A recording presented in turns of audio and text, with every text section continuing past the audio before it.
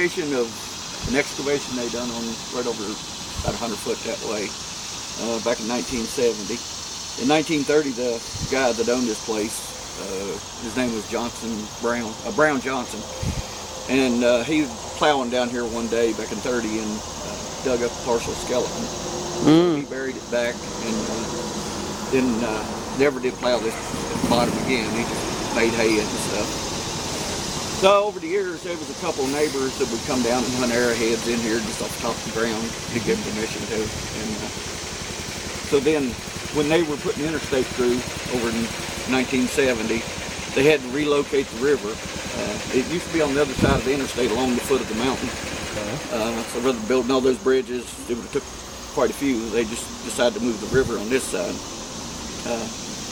And one of the guys that used to hunt arrowheads, he found out what was going on and where they were going to build the river at. So he got a hold of people in Richmond and checked and finally got a hold of somebody who cared about it. And they sent an archaeologist down to do a test dig, and they dug a 5 foot square, and they found part of one of the hearths and some of the post molds. The post molds is where the posts rotted off in the ground and still showed. They thought that was enough evidence that Lee let it go ahead and do a full dig, so they gave them a month to come down here and do whatever they find, what they can find. A month. A whole month. He said after that's it, they're digging, they don't care. So the archaeologist got a crew together and got him a survey and a crew and rented a couple pieces of heavy equipment off of the highway department. And the operators also. So they started over in there and they just started taking off a little bit at a time, and whenever they would find anything, whether it be some kind of rock formation or skeleton, bones, anything, flint, they would stop and they would survey it and mark it and put it on a map. So they just did that till they got down and couldn't find anything else. So, and luckily they got it through the whole thing in a month. Wow. They was working day and night, rain, everything. Must have been. So then in 1990, I think it was 98, they thought they'd build this part of this village to recreate it. They just had a couple of teepees and a few of the other things. They didn't have the whole village. There were a lot of Indian tribes. They would come down, different people, and do ceremonies in here and visit the spirits of and stuff. And they said the teepees wasn't the right structure for this because it was more of a tribe that stays here, the way it looked. So then, I don't know, 4 or 5 years ago, the huts were getting in bad shape. So they knew they got tear them down and redo them, so they just went ahead and they used information that the other Indians give them, and they recreated this right here. See? They used the map when they laid out all the poles for the fence, the poles for the buildings, the fire pits, and storage pits and all. So it's pretty much authentic, the layout, right? And from the ground up, everything is opinions of different people. The Indians seem happy with it, so if they're happy, it's probably pretty close. Close enough. Don't know what tribe it was. There's not enough evidence found. And they sent some charcoal off to have it carbon dated, and they said from 1480 to 1520. So by the time Columbus was getting here. So there was no European influence or anything. They figured they was here about 5 years. So there wasn't all that much stuff here. They couldn't have been here very long.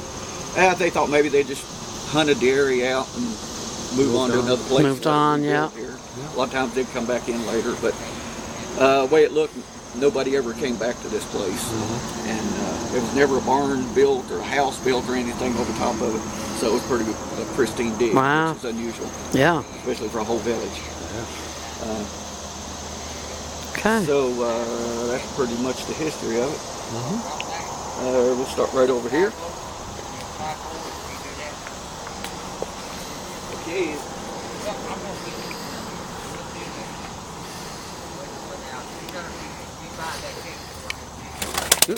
Ow.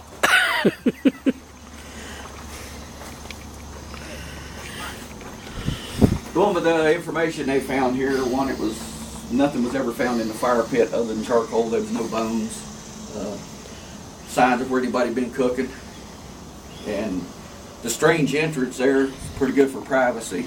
Yeah. And plus, this is the biggest structure, so they figured this would have been the council house. Okay. I was never allowed to eat in one of those. They would solve the village's problems in here. People would have arguments, man, his wife, a couple brothers, just anything. If they couldn't solve the problem themselves, they would bring them in here. Okay. It's a They would town use- court. They would use a talking stick. Every one of them was fixed up with different decorations, different types of wood, depending on what they were having the meeting about. Whoever was holding the stick had the floor. Nobody was allowed to butt in at all. They just had to hold it until they got their turn with the stick. Everybody in the meeting had a chance to say their piece, and it had to be the truth. Yeah. This was a real respected area right here. Okay. They need that talking stick in Congress, I think. Yeah, no kidding. They beat them with it first. But they can't lie, so nobody be able to talk. Yeah, that's right. Once everybody had their say, they would talk it over, and everybody come up with a decision on how to handle it. Once you left this building, it was never mentioned again. What their decision was the final say. They would also come in here if they wanted to figure if they wanted to go to war or something. They would do the same thing, talk it over, discuss it, and then they'd pass around some kind of little pot where they could put a secret ballot in. They used maybe a corn for yes or a bean for no or something like that. Then they would count the votes. They bring children in here, and they would teach them the history of their ancestors. There wasn't a written language at that time, so that was real. It's the courthouse and the schoolhouse and everything Yep, it sure was. in here. Plus, they were constantly teaching them things outside too. So, all right, we'll step right out here. You said they don't know which tribe this was, but No. you know what tribes were around here? They was actually right in this area. There were none, other than just maybe little villages of different kinds. Yeah. Out in eastern Virginia, there was a lot of different ones. The Carolinas, there was the Cherokee and I think it was the Chickasaw out near the Memphis area. Yeah.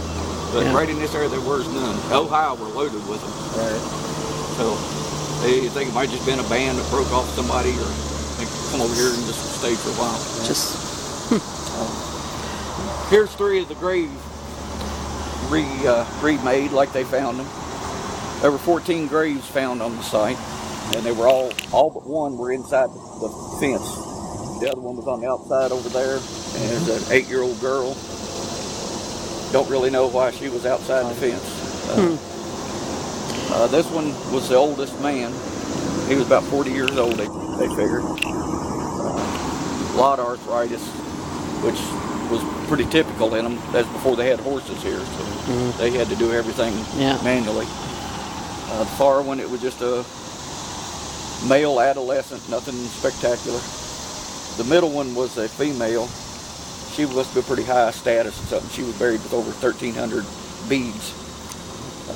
So there were other beads found in other graves, but like 200 was the most in any of the others. So she must have had some kind of pull. Might have been cheap, because this could have been a woman ran system. Yeah. So the beads that were found were made from conch shells, which come from the South Carolina, Georgia coastline. Oh, okay. So apparently they did trade. And some of the flint came from the Ohio area, so they traded that direction too. They figured they were an agricultural tribe, because there was lots of vegetable found, corn, well, not a lot of corn, but a lot of other things found. So they estimated it would take roughly 1 acre per person to get them through the whole year, winter and everything. So they would probably have a pretty good size garden outside here. They figured they was from 65 to 100 people. Wow. So it'd been a big garden. Yep. Did rocks over the graves like Yes, this? this is Okay, so this that's is how the way they they did found it. them. A couple of them, it says there was a large rock placed above the head, and it would crush the head on them. I don't know. Who Okay. knows what that would have been for? Yeah. And some of them were separated. The head was completely separated. Huh. So they were 8 of them were buried in a garbage pit or storage pit. Yeah. That could have been frozen ground in the winter or something. Right. They couldn't have dug anything. Yeah, The they other had to 6 keep was them just somewhere. strictly their body was the only thing in there.